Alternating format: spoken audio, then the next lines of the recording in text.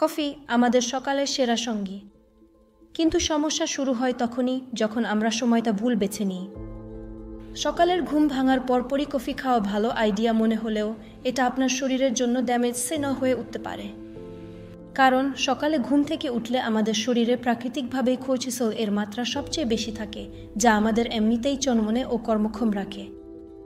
এই সময় কফির ক্যাফেইন, হাই ক্যাফেইন আর হাই কর্টিসল একসাথে মিলে আপনাকে করতে পারে অস্থির, নার্ভাস, এমনকি অ্যানশিয়াসও।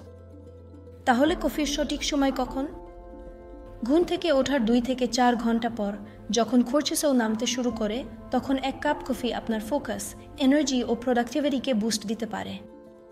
ব্যায়ামের 1 থেকে 1.5 ঘন্টা আগে কফি পান করলে ওয়ার্কআউট পারফরম্যান্স বাড়ে।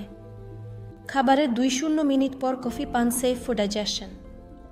ওষুধ খাওয়ার 1.5-2 ঘন্টা পর কফি পান বডি ফ্রেন্ডলিয়ার চয়েস। এখন জেনে নিন যেসব সময় কফি আপনার জন্য বিপদের কারণ হতে পারে। ঘুম থেকে উঠেই খালি পেটে, খাবার পরপরই ওষুধ খাওয়ার ঠিক আগে বা পরে, বিকেলের শেষ, সন্ধ্যা বা রাতে। দিনে 2-3 কাপ কফির বেশি নয়, বড় মগ হলে একবারই যথেষ্ট। আর যাদের ক্যাফেইন সেন্সিটিভিটি বেশি, তারা চুজ করুন light coffee, smaller cup. Coffee খারাপ নয়, সমস্যা কফিতে নয়, সময় ও পরিমাণে।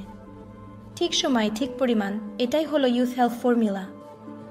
আরও স্বাস্থ্যকর লাইফস্টাইল টিপস পেতে সাবস্ক্রাইব ও শেয়ার করুন। আপনার সকালকে বানান স্মার্ট, নট রাশড।